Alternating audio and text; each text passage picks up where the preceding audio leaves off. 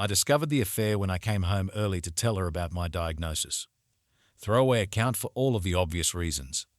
TW, terminal illness, so caught in action.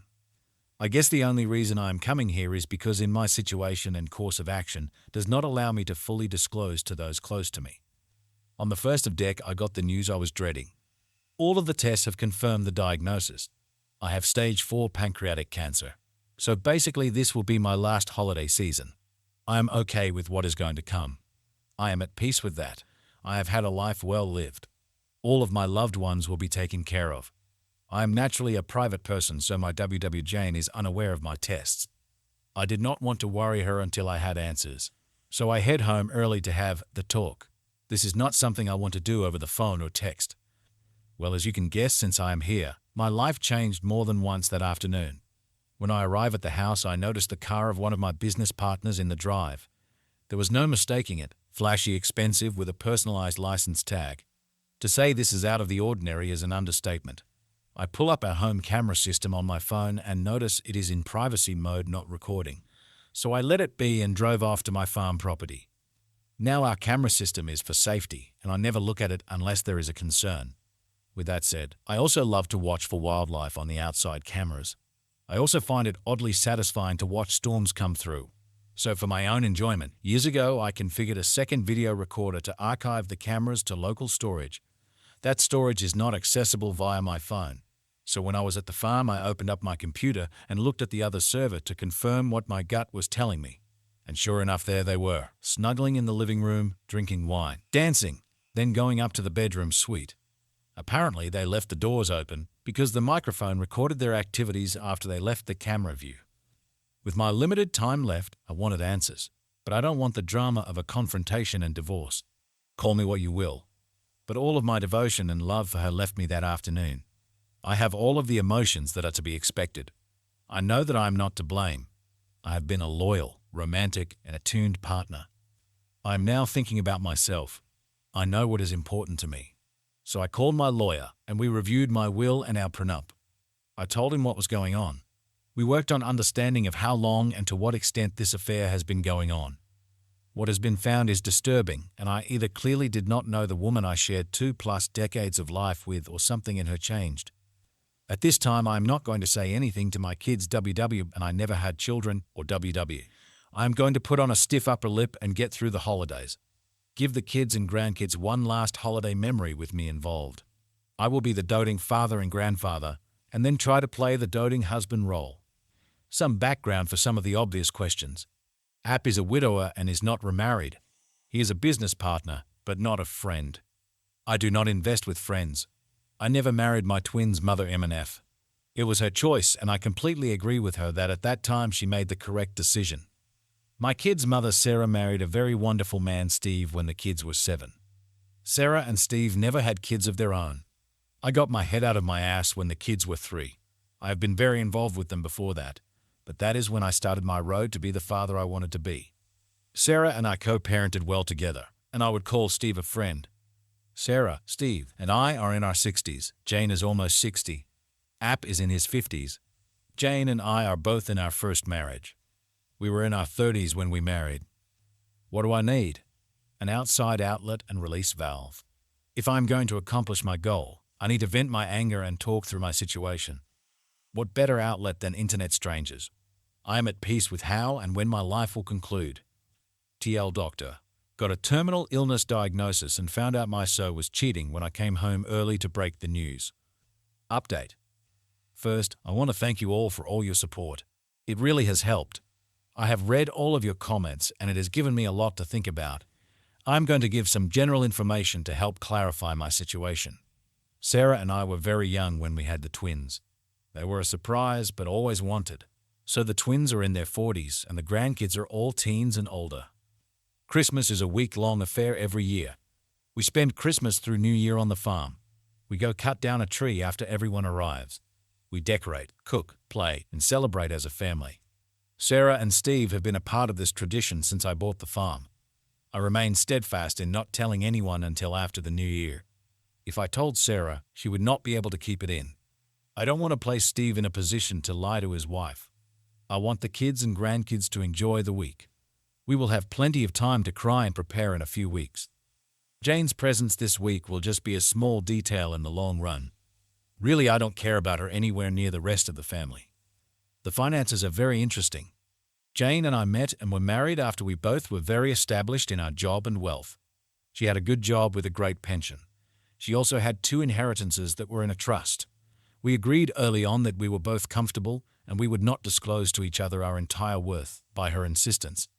We also have a prenup where any property and/or trust that predate the marriage and any income from those resources are not considered marital property. Again, on her insistence. Now I have provided both properties housing, with utilities. I purchased the travel, food, and fuel. Basically, I support her 100%. Her income and wealth is spent by her on herself. She purchased her car, clothes, personal travel, and cosmetic surgery. She is a very beautiful woman on the outside, but has shown she is very ugly inside. A few days after I got my diagnosis, I announced my retirement from the non-profit. Now knowing what I know, I noticed Jane was a bit uncomfortable. I can guess why. I will be around more often. So tomorrow is my last day of work. Now I will be focusing on spending time with the family. I gave the camera server info to my lawyer and gave him access from his office.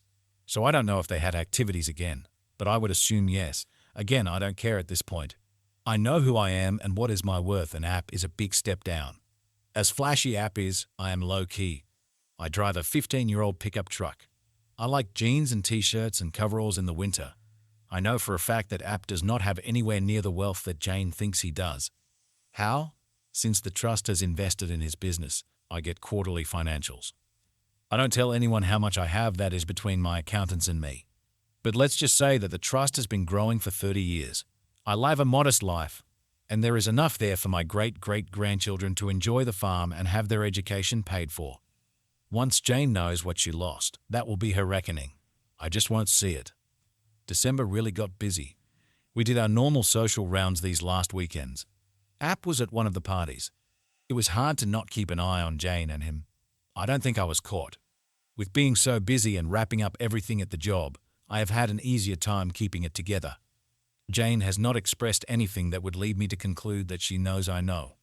I am not proud of this, but I still sleep in the same bed. I have been selfish with her as of late. I feel like I am using her, but she has apparently been using me for at least the better part of this year. I am not as honorable as many of you have made me out to be. I hate this small amount of deceit. So don't worry about Jane getting everything, because she will not. The trust is in great hands. I have detailed instructions on how it is to be managed. Thanks to the comments, I have made plans in case my health turns for the worse sooner than I want, or if I pass unexpectedly. I have also made plans to have in-home care when it is needed. Jane will not be my caregiver. If I become incapacitated, the lawyer will tell Sarah, Steve, and the kids. Jane will be blocked from me. All important papers, valuables, and whatnots have been moved to a safe location. Finally, I have also started letters to each family member and Jane. Those have been harder than I thought. So I wanted to update you all before all of the festivities start. I might check in during the holiday week, but if I don't, it is planned and expected. Again, thank you all. TL Doctor, I am getting my affairs in order. Update 2. Mission accomplished. We had a great drama-free holiday week. I have made it to 2023. I apologize to anyone in advance. I find humor about my condition helps me. I am finding I am being a bit selfish currently. All of the participants dispersed yesterday afternoon.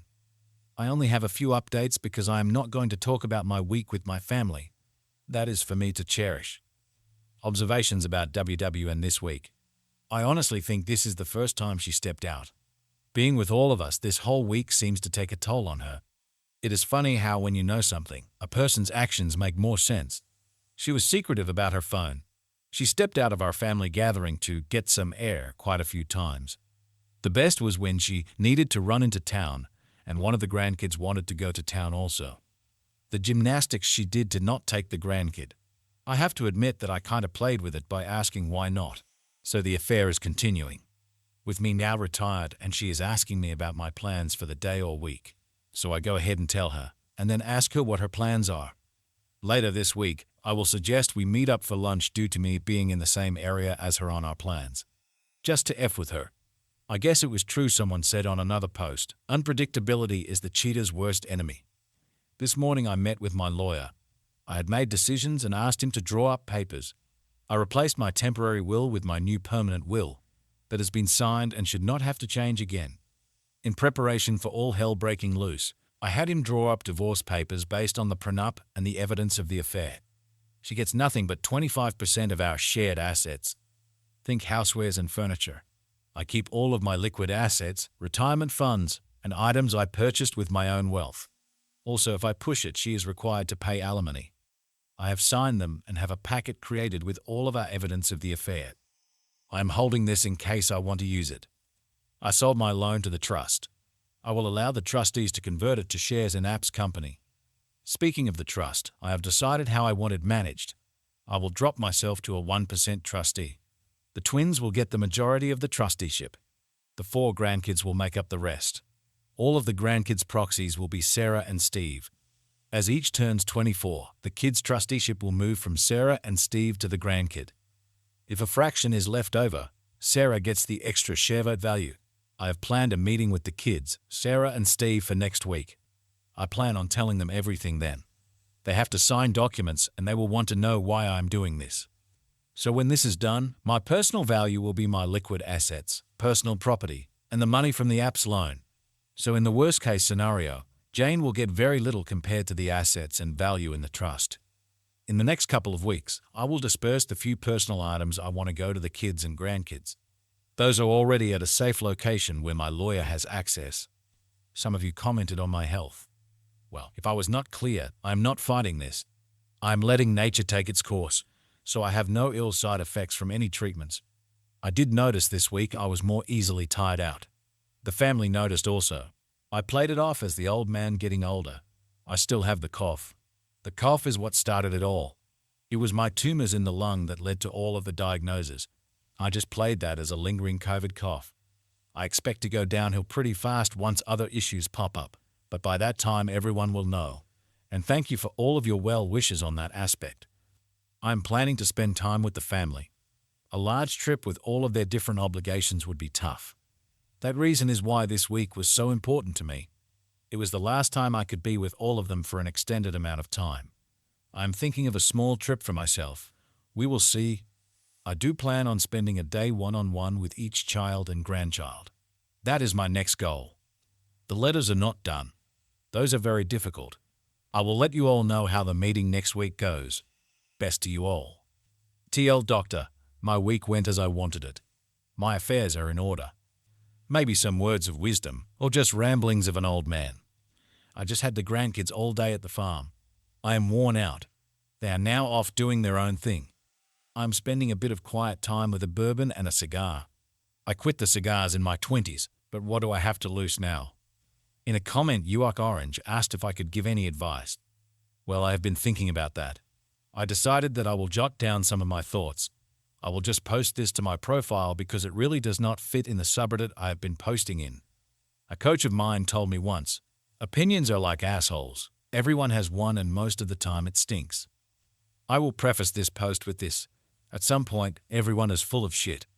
I have had my fair share of moments where I wrong and most likely the same time a big jackass. Some of the things I might say here may seem to be cliché, but hey, it is just how I roll. Be aware that this is just going to be a stream of thoughts, so if they seem a bit disjointed, be aware I am just talking. I do hope the kids and grandkids read this at some time. And if you are reading this now, I love you all and you have been the best part of my life.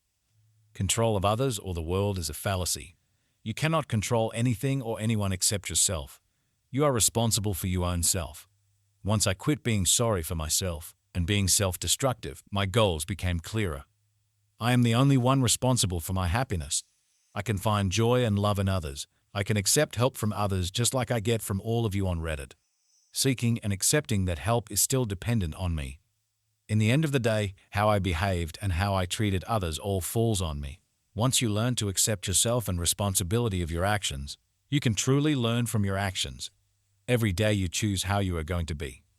Hand in hand with my personal responsibility is honesty. This is a tough one at my current situation, but I spent most of my life being very honest. I have withheld some of my conditions and situation from loved ones and also the ones that cause me pain for short-term goal achievement. I recognize that this is a bit hypocrisy, but in my business dealings, if I made a promise deal, even if I was going to lose out, I would still keep my word. The secret to being able to do that is how I structured my finances. When someone realizes that you took a loss to keep a business deal with them, you will do business with them for as long as you want. When it comes to finances, the best I can tell you is to live below your means. If you live below your means, you build wealth, i.e. you save money. Now you work hard to build a 6 to 9 month liquid reserve. You have money in the bank to pay all of your obligations for that time. After that reserve, any extra money is now available for increasing your standard of living, and you need to increase the reserve or invest. Never risk your liquid reserve. Only work with the surplus. Also diversify your investments as you go forward. You don't invest in companies or technologies, you invest in people. If you cannot trust the person, don't invest. Have goals with your finances. But remember, goals can change at any time due to new information and/or change in conditions. When dealing with people, listen to what they say, but watch what they do. If what they say and what they do differ, believe their actions. i.e., if your business partner talks you up but cheats on their spouse, guess what? They are going to cheat you on the investment. Okay, that is enough ramblings for now. I will add more later. Update 3. I had my lawyer, a notary, the twins, Sarah and Steve, to my farm today. The tasks I needed are done. This process has gone about as well as it could have gone. It is understandable that the family is hurt and angry. When everyone arrived and they saw my lawyer and the notary, the tension in the room was high.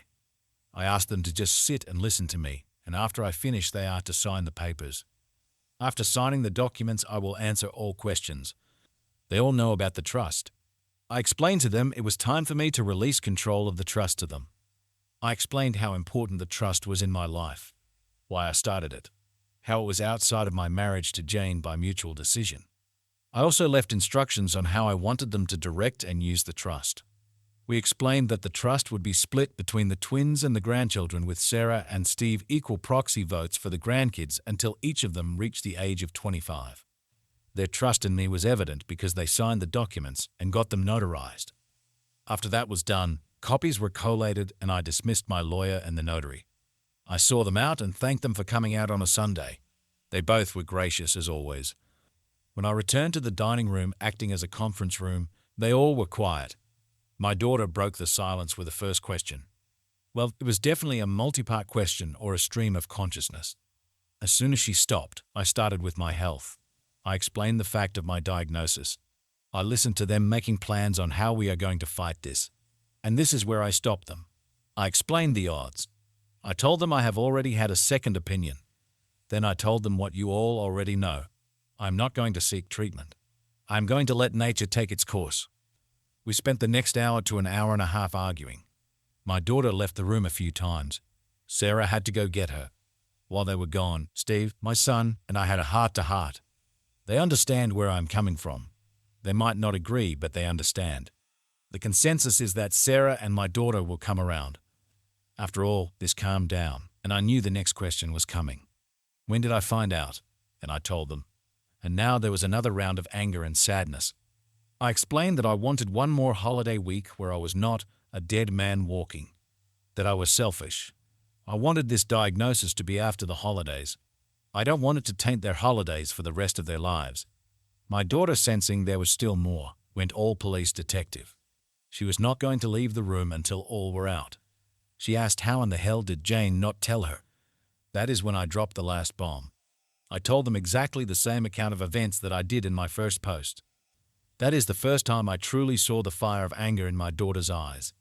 I then told them she to this day does not know I know. I basically answered the same questions, plots and etc. that you all suggested. So I guess you all prepped me well. In the end, I told them I valued them way more than Jane. For me, I just want to spend the rest of my days in peace, not worrying about Jane. I had to explain my actions during the holiday week. They also pieced together her steps outside for air and the trip into town where she did not want to bring the grandkid. They were worried I did this all alone. I told them I have some social media friends that helped me through the roughest of this time. I refused to tell them where and how. They can learn later, but I still want this space for myself. The emotions were really raw. and we have been talking off and on as a group for a few hours, but I told them I needed to go back and talk about the trust. They understand that the trust will be very helpful in not allowing Jane to obtain my hard-earned wealth, that it protects them, and that is why she is not part of this meeting. With that said, I then needed to share the financials of the trust. I am pretty sure that they all saw the trust as a tax dodge or just a way to protect assets in a marriage where the kids are from another woman. They were not prepared for me to share the finances. As I started to go through the assets and the balance sheets, the room just fell silent. Then there was one question. Why did you work so hard those years when you had this much? I explained my philosophy of personal finance, something they have heard many times before and take to heart. But I told them that I lived off the trust all of these years. I put them through college with that trust. I made time in my life for them with that trust, and I was able to work for a non-profit for basically free because of that trust. And if there is any example I want to outlive in them and their children, is to use this trust to do better for others, and not to just write a check for a charity here and there, but to work for something they believe in. In my years with this non-profit, I have done so much more in training others and building relationships than just writing a check cannot do. I am not happy that today, everyone's lives at that table changed in so many ways, good and bad, because of me. It was not the way I wanted it to happen, but it is done. They know all of it. I have begged and pleaded that they let me deal with Jane, not to talk about the trust with anyone. We will run as status quo for now. When I get sicker, then things will change. They all have agreed. We spent the next few hours making a meal, talking, crying, laughing, and breaking into smaller groups. They all have left about an hour ago, but I expect the twins to come back. I know they will let their spouses in on what is going on. That is just the way they are, and I love my two in-laws' children very much. I knew that last night was my last quiet night. I feel a weight lifted but replaced with another weight of worry. Thank you all for reading. Your thoughts and prayers are so valuable to me. Again, tell your loved ones how you feel and give them a hug. TL, Doctor, I told my family and got the trust transferred. It has been a rough day. Update 4. Just a quick update. I was surprised by a visit from one of my WW's girlfriends. She is about the same age as Jane. Her name is Carol and was with my WW last week on the girls' night. In fact, the girls' night was at Carol's house. If you read my comments, you would know that last week Jane came home very intoxicated. She used a ride share. Carol is an old friend of my WW. I guess being married for over 2 decades, WW has forgotten I introduced her to Carol. Carol's parents were friends of my parents. Well, I guess my unpredictability has contributed to WW being unstable. And last week's girls' night, Jane reached a breaking point.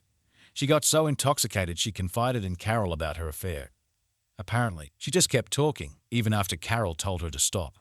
Carol got so angry at her. As Carol kept condemning Jane, Jane just kept trying to defend her actions while continuing to lay out an endless stream of details. The next day, Carol reached out to Jane. Jane apparently did not remember anything from the night before. Carol summarized Jane's confession. Well, Jane completely denied that she is having an affair, that she did not say those things, and that Carol is mistaken. Carol told Jane she is full of shit and has a week to come clean or she will tell me herself. And since Jane continues to deny that she said anything, I got my visit with Carol. So over coffee, I got the abbreviated accounting of Jane's confession. Carol was expecting me to be devastated. I surprised her when I told her I already knew. I asked her who else was around when Jane did this confession. Carol was the only one else in the house. I asked Carol who else she has told. That offended her. She told me that she would not spread something like that before telling me. I apologized. I explained to her that I had my own timeline for wanting to deal with Jane, and adding others would complicate my plans. And I had to ask. Carol was understanding. I asked her, as a favor to me, not to mention it to anyone and allow Jane to think she believed her. Carol agreed with my first request, but said the second part doesn't feel right. I asked her to try. I told her I would be okay. Carol said that anything else I need, all I have to do is ask. I know that I will have to make another apology when Carol finds out about my health, but I will deal with that another day. So I am going to confront Jane tomorrow. We have a regular date night, and I plan on calmly telling her what I know, my condition, and how I am going to spend the rest of my life without her. I hope the public setting will keep the drama to a minimum. Going as planned or a total disaster, I will update sometime this weekend. My plan is after the confrontation to give her what I know, asking her to not contact me or my family. We will see how it goes. TL Doctor. Jane confessed to a friend and now I need to confront her tomorrow. Ida. I am placing 2 posts in my profile. One is for you to make comments to be read by my family. The other is for comments to be given to Jane. I am not going to read your comments on those 2 posts. But if you all need to vent, go ahead. Just don't do anything Reddit would ban you for. Update 5 Confrontation and Aftermath. Mike Tyson said, "Everyone has a plan until they get punched in the mouth." Yes, every plan does not go exactly as you vision. Mine is not exempt from this reality. I will take a moment to set the table of my plan for you. Jane and I have a weekly date night and we generally use the same restaurant. So much so we have a regular table. It is in the back, still public, but away from the high energy near the bar. I decided that this would be the place I confront her. I planned to do it after the end of dessert. I got my lawyer and his wife's reservations at the same time. I gave our server the payment for both of our party's meals before we began. She has been our server for years. I had Carol on call to help Jane after I leave. My plan was to end the meal with a conversation about our relationship. I wanted to record it. Then I would confront her, tell her about how I know, my diagnosis, and the plan for what I want, and give her a letter asking her to not contact me or my family or come to the farm. I would have the letter witnessed. I would also leave her a briefcase full of evidence along with the divorce papers. Then get up and walk away. I expected her not to make a scene to protect her social status. I did record the conversation. She gushed about how great our relationship has been over the years. She talked about how great we are as a team. I asked her if I treat her right, have ever abused her, etc. She said of course not. Then I asked her why did she cheat on me. She stated that she does not know what Carol told me, but that she is wrong. I told her I had already known before Carol told me. At that point, everything I think Jane had prepared to counter this conversation left, and so did the color on her face. All she could do is ask, "What?" I then told her to let me get through this without interruption, and she shook her head in agreement. She went from a confident and prideful woman to a woman with a deer-in-the-headlights look. All she could do is nod. I then explained how I came home after my meeting with my doctor. I was rushing home to have the most difficult conversation with the one person I wanted to talk to. I explained that when I drove up I saw his car. I then checked the cameras and saw they were in privacy mode. I decided then to go to the farm. I told her that I still had footage, and she almost interrupted to ask how, but I just put up my hand to remind her to let me finish. I told her about my diagnosis and plans not to fight the disease. I saw the heartbreak in her eyes, and I got angry. How could she feel sorrow for me? But I moved forward. I then signaled the waitress and she went over and got my lawyer. They both came to our table. My lawyer handed me a briefcase and a folder with a letter. I told her that I don't want her to contact me or my family or come to the farm after I left tonight. I signed the letter and asked the server to witness it. The server and lawyer then watched me give the letter to Jane. I then dismissed them. I then concluded by giving the briefcase to Jane. I told her I know much more than she expects. I was totally destroyed. That there are divorce papers in there already signed by me, and she can sign them and start the divorce proceedings. I told her I don't expect to survive a contested divorce. That as long as I am alive, she can stay at the home in town. I will be at the farm. I will not see her after tonight. I don't want to hear any excuses. I have called Carol to help her home. In true fashion, Jane kept her composure in public. She just uttered a quick, "But I just reminded her I am leaving and I am done." I went to the server and gave her a generous tip, found the owner, and apologized for not giving him a heads up. As I am leaving, I see my son at the door with Carol. Carol passes me with a quick smile, then a concern in her eyes for Jane. My son grabs my truck and his wife drives me to the farm. My son and his wife stayed with me Friday night. I finally got them to go home at midnight. I went to sleep with a great sense of relief, but with a renewed feeling of loss. But I was able to accomplish the task I needed to do. The family came to the farm on Saturday to make sure I was okay. I felt a bit coddled, but it was a good day until Carol came by in the afternoon. She said that Jane fell apart Friday night, but I guess contacted her app on Saturday. After the conversation, Jane realized she was just being used by the app and was really in a bad state. Carol made sure to tell me that Jane did not ask her to reach out to me, but she feels that if I could talk with Jane for a bit, Then it could give Jane the strength to keep her out of my life. Carol knows how to frame her requests. I reluctantly agreed to a 2-hour discussion at the farm with Jane. I would have someone there for me and Jane could choose someone to be there for her. We will have a civil conversation.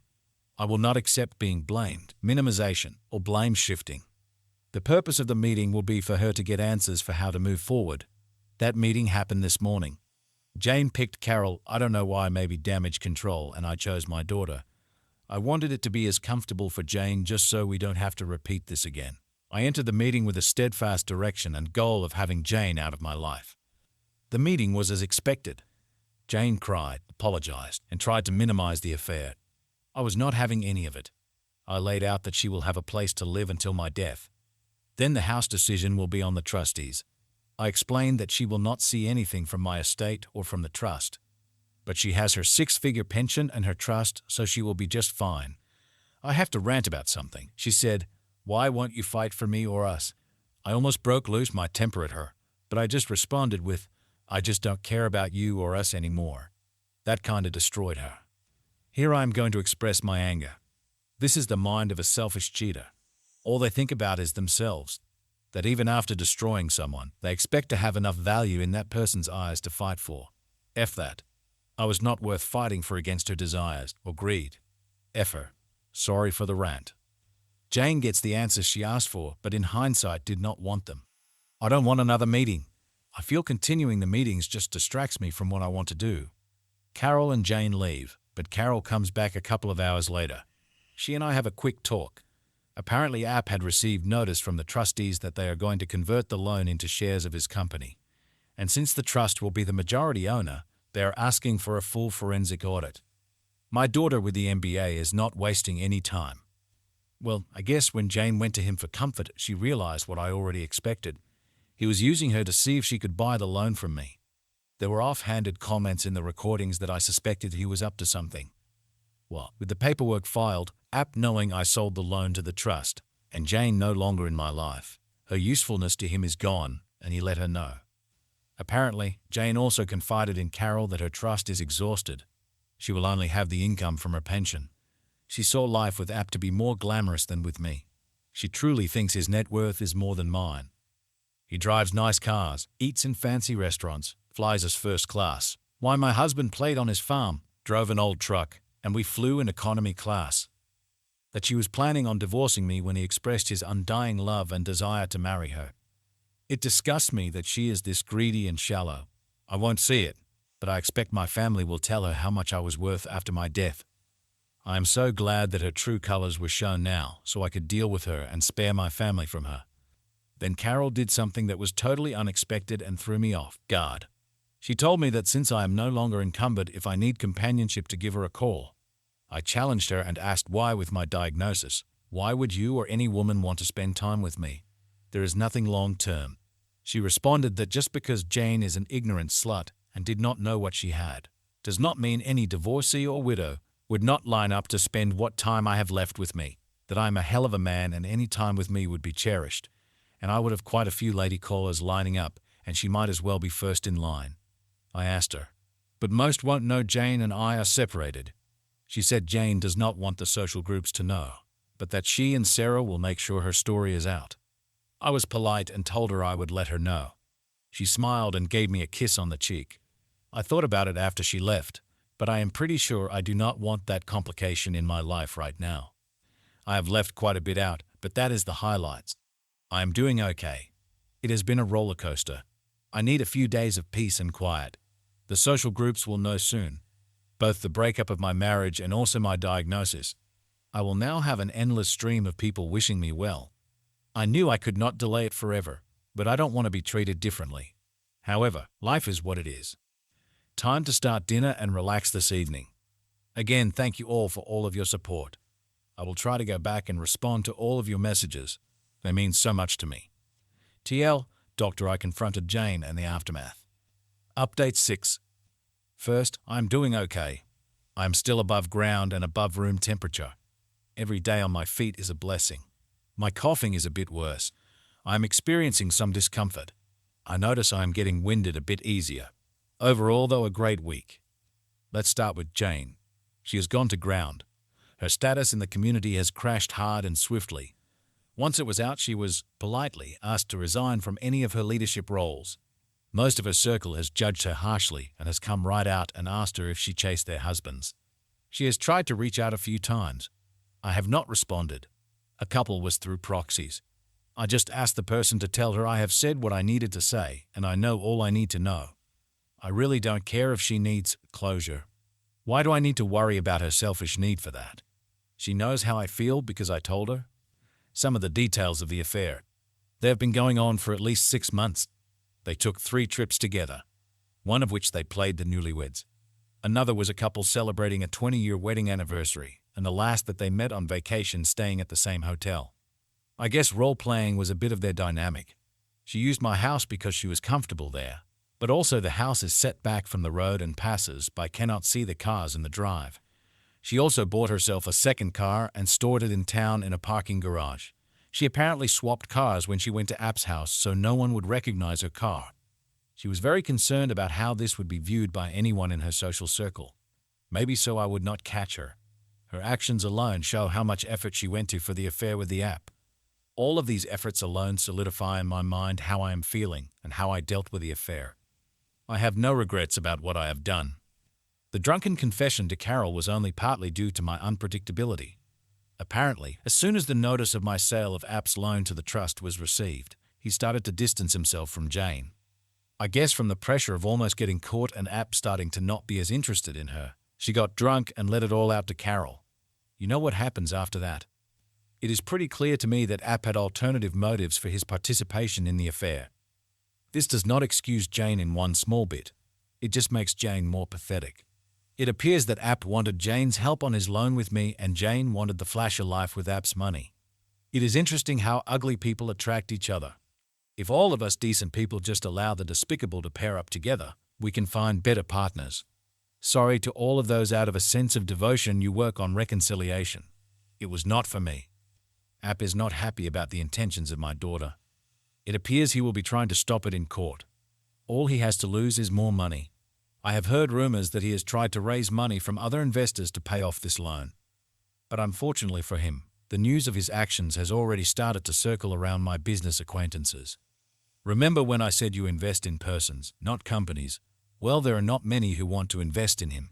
I don't know what my daughter has planned for his company, but it employs quite a few people, so she will work hard to make sure it continues just for them. I think she is worried App has something to hide in the company's books. For the employees, I hope it is not anything that cannot be corrected. Family time has been great. I went to a high school basketball game with the family this week. I also scheduled a poker night. That was great. I had some old friends, my son and my grandson at the game. The grandson got to see how old school men sat around telling tales and just enjoyed a night together. I hope to get a few more of these in. We have eaten as a family 3 times this week. Carol did come over one night and brought dinner. We ate and talked, but I kept her at arm's length. I am still not comfortable letting her in. Chores on the farm comfort me. I walk the fences, drive at times, check on the animals, check on the employees, and help with equipment maintenance. Knowing that this farm will stay in the family and continue to run fills me with peace. A part of me lives beyond my time here. I have also had a number of friends and acceptances stopping by. Someone mentioned a living wake, and I think this is what they meant. I am encouraging anyone to come out and see me. I like spending time with these folks, even if it might be the last time. Thank you for suggesting that. Thank you all for your support. It really does help. TL, Doctor, I am still here and overall had a good week. Jane and App are feeling the exposure of their actions. I unfortunately saw Jane again. I am still here, but it has been a bit rough. I am now home, but I did spend a few days in the hospital. I was found unconscious but was still breathing, so they took me to the ER. I do have a do not resuscitate order, but I never died. I have always hated hospitals, but now with my diagnosis, I really hate the hospital. I don't want to die in there. I have been home for a while now. I can no longer drive off the farm. Really, they don't want me to drive on the farm, but I am determined to keep doing my chores and seeing the sunrise and sunset as long as I can. I also have full-time home healthcare workers, or as I call them, babysitters. But I am not going to fight with the family on that one. So basically, I don't remember anything until I woke up in the hospital. Most of my family and Carol were in the room. I was stable by then, and the doctors just wanted to observe me for a day or two, and of course run more tests to be sure. I had either my twins, Sarah, or Carol with me for almost the entire time. There was one night when no one was with me, and I woke up with Jane in my room. I guess she pulled the wife card on a duty nurse that did not know not to let her in. I was tired, but she was playing the sweet and devoted wife. I don't know why. Then when I realized she was holding my hand and stroking my head, I pulled away. She was hurt. She then started the new refrain of being so sorry. She did not mean anything she said to him. She was trying to use him, etc. I just sat there, not engaging. This upset her. She demanded that I talk to her. She was just loud enough to catch the nurse's attention. The nurse noticed Jane's demeanor and my uncomfortableness. The nurse was smooth. She tells Jane to wait outside because she needs to perform some BS checks. Once Jane was out of the room and the door was closed, the nurse asked me if I was okay. I told her that Jane was my ex-wife and there should be notes for her not to be allowed. She apologized and asks me what she wants me to do to limit my stress. I asked her to call my emergency contacts. She did, and in about 45 minutes Sarah, my daughter, and Carol walk into the room. By then Jane is back and still spewing her BS, but at a very quiet level. Once Jane sees them, she knows that she needs to leave. I quietly ask her to just go. None of the other patients deserve her making a scene. To stop thinking about herself and just leave. I am very thankful that she quietly leaves, but she first gives me a quick peck on the forehead. I recoiled a bit, but if I have to accept that for the peace of the other patients, so be it. The women in my life profusely apologize to me. Honestly, I cannot be mad at them. They have their own lives. They all figured out a schedule to make sure that I was not left alone again. And I am sure my daughter thanked the nurse for calling them, while at the same time letting the staff know her anger for letting Jane in when they had specific instructions to the contrary. This event just shows me that Jane is like a drowning person. She is just grabbing for anything. I am not special in her eyes. She just sees me as something that she can use to keep afloat. After every contact with Jane, I just see how much darker and black her soul is. App is still as much of a jackass as he was before. His accounting department has seen where the wind is blowing, and in meetings with my daughter, pretty much gave her an entire picture. There is no criminal conduct by App in his business. It is clear that he was using every perk and loophole to increase his income over his base pay at the expense of the bottom line. So when my daughter takes control, he will realize a 60% reduction of value to him from the company. And that really pisses him off. I have a feeling she might just outright fire him and move him to a silent minority owner role. So his flashy lifestyle is going to hit a brick wall. He has threatened lawsuits but has not brought any action yet. I think his credit and/or reputation in the area is shot to hell. Carol has been a more permanent fixture in my life. I have to say I don't mind the company and companionship. Maybe she is wearing me down. She has been staying over several days a week. I hope to bounce back sooner than later. But since I cannot drive anymore, I'm going to have to lean on others more. This is uncharted waters for me. Carol has been eagerly volunteering to support me in this area. And before you ask, no, there is nothing physical between us other than sitting close together. Thank you all for your continued support. TL, Dr. Hospital Stay. Jane shows up. App's life is about to change. Another rambling from an old man. I have been taking it easy for a few days since getting home. I'm going to make a follow-up on my previous post. Again, this post is just going to be on my profile. My family has probably heard all of this from me before, but I want to put it up here for you and them. If my family is reading this, I love you very much. In the first post, we talked about what we have control of, honesty and money. You will find that all of my thoughts will come from one root source. That source is humility. Fortunately, early in my life, the world hit me hard. It took a bit, but I was forced to learn humility. And that lesson blossomed into a mindset that served me so well for the rest of my life. Knowledge is king. I've spent my life learning. If you think you are the smartest person in the room, first, you are in the wrong room, and second, you are full of shit. No one can know everything. I know when I meet someone I can learn something from them. It takes 10,000 hours of practice to master a complex skill. It is impossible for any of us to master everything. So if you think you are the smartest person in the room, get over yourself and also ask yourself who knows more about another topic in that room than you, and ask them about that. You will be amazed at what you learn from someone when they are in the element. On the other side, when someone asks you for information, be willing to share and pass on your knowledge. In life, business, and anything else, surround yourself with people smarter than you. The only stupid question is the one not asked. Learn something new every day. Be in the moment. This has two parts: truly hearing someone and enjoying the moment. Let's start with cherishing the moment. There is a mindset I have seen with some of my younger co-workers and really society in general, the "you only live once" mentality. And with that mentality, they spend time collecting experiences. The problem with this mindset is that they spend so much time planning and documenting the experiences like a collection that they don't just spend time enjoying the experience. I have traveled from time to time, and I have had more enjoyment sitting in a cafe and watching the locals, or having a wonderful conversation with someone I just met. I lived in that moment. I might not have climbed the Eiffel Tower, did a gondola ride in the canals, or any other bucket list events. But I did have a great meal with people I cared about, had a long discussion with a farmer at a quaint cafe in the Italian countryside. These moments have become part of me, and part of why I say I had a life well lived. The second part of this is listening, or better, hearing. This has been a lifelong struggle. When I was younger, I spent my time in a conversation trying to figure out where I can work my knowledge into the conversation to impress the ones I was talking to. I did this all the while they were giving me wonderful nuggets of knowledge from their life experiences. I so wish to this day I paid more attention. I still suffer from this flaw, but from another source. My mind can at times run a mile a minute.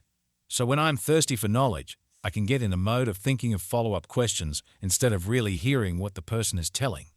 I have to actively stop myself. All of this should change you for the positive. We always are growing. Learning new knowledge or adding an experience will change you, most likely ever so slightly. They should just make you a more interesting, compassionate, and wise person. Never stop becoming a wonderful person. Also, be a part of that cycle for others. One other important part of this is time for self-reflection. Make sure you spend some time by yourself, just thinking about what you have learned through others and your experiences. Let that process go through your humility filter. You will find that just spending a few minutes like that a day builds clarity. I use my watching the sun rise and set for some of that. You can journal if you like. I generally just have an inward dialogue. I think this completes the foundations for my life. I really am just a simple person with simple principles. But if you have questions, I can always see if I have anything worthwhile to answer you with. I love you all. Update from the sun. I am sorry to have to tell you all. My dad passed away this past week. I have been reading his posts and responses as I can for the past few days. I hear him so clearly in his posts and responses. One of his requests was to give you your letter from him. My Reddit family. Well, if you are reading this letter, you know that my time here is at an end. As all of you had suggested, I had written letters to all of my family members and also created videos for them as well. While answering your posts, I started referring to you all as my Reddit family. That got me thinking that I needed to write one final letter. That letter is to all of you. I want to thank you all for your support and suggestions. This short time has been so important to me and will clearly be important to my family long after I am gone. You have helped me achieve my final gift to myself and to my family.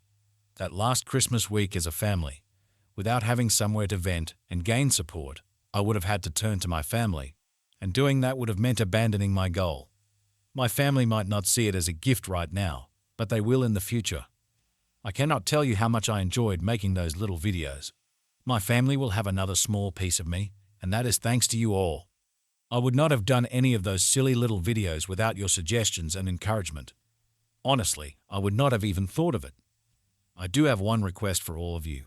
My family will be going through many emotions. I know that part of putting my story out there is for you all to want a conclusion.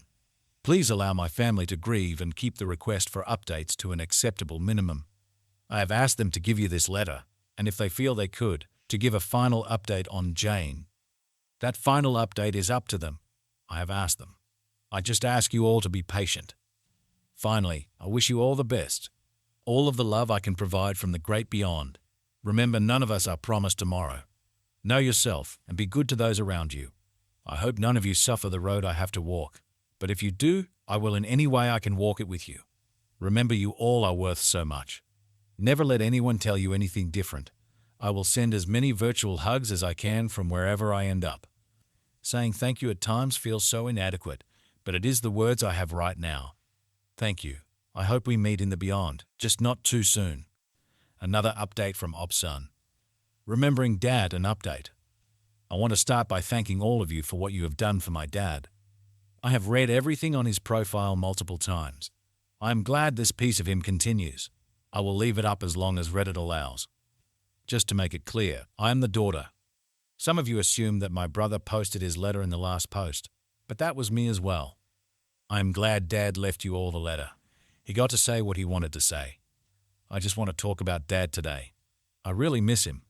I regret all of the times I decided to do something else and not go and spend time with him. I am angry that he did not fight the disease, but I also love him for his dignity and how he spends his last days. Reading through his post, I saw his determination and his love for us and the focus on his desires.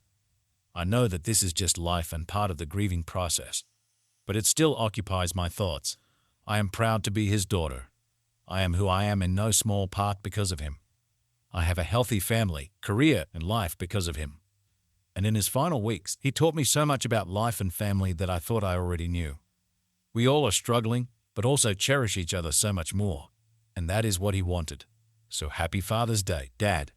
Happy Father's Day to all the dads out there. Okay, on to the updates. Dad did not suffer as others with his diagnosis do. He passed quietly in his sleep. Dad had prearranged that no matter what his final moments were, he wanted an autopsy. He did not want his disease or death to be used by Jane to contest any of his arrangements. He had made arrangements and paid for it out of his estate. It was just like him to plan for everything. It turns out that he died of a heart attack, so I take solace with all of the pain he had to deal with. There was some mercy in the end. Per his wishes, he was cremated. Some of his ashes were placed with a headstone in an old cemetery on the farm. The rest of his ashes were spread while planting this spring. He got his wish to be part of the land he loved so much. We had the memorial on the farm, so Jane was nowhere to be found. The funeral home had arranged for security, so if Jane tried to come in, none of the family was any wiser. One idea that Dad kept trying to sell us on was having all of us move to the farm. He had already plotted out home sites.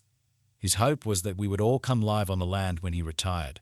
He had been talking about that for at least 10 years, and we all just humored him but did not take it seriously. Looking back, we did not think Jane would ever live on the farm permanently. And now knowing what we know, I am so angry with myself to allow that woman to have so much influence. Well, starting this year, we will be building new homes on the farm. So far, my husband and I and my brother and his wife will both be moving to the farm. We have a very lovely site picked out. Mom and Steve at our urging are going to move into Dad's house. It just seems right. We all want to be closer to each other. As for Jane, I thought I knew what a pariah was, but seeing Jane's world crumble around her has shown me the true definition. She has looked like she has aged 20 years in months. Her personality has completely changed. She contested the will and the trust assignment, but that was quickly dealt with. She did not succeed. She did get their shared assets, but Dad had already gave away the items that he wanted. The biggest issue was the house in town. It was Dad's before their marriage, and she had no claim on it.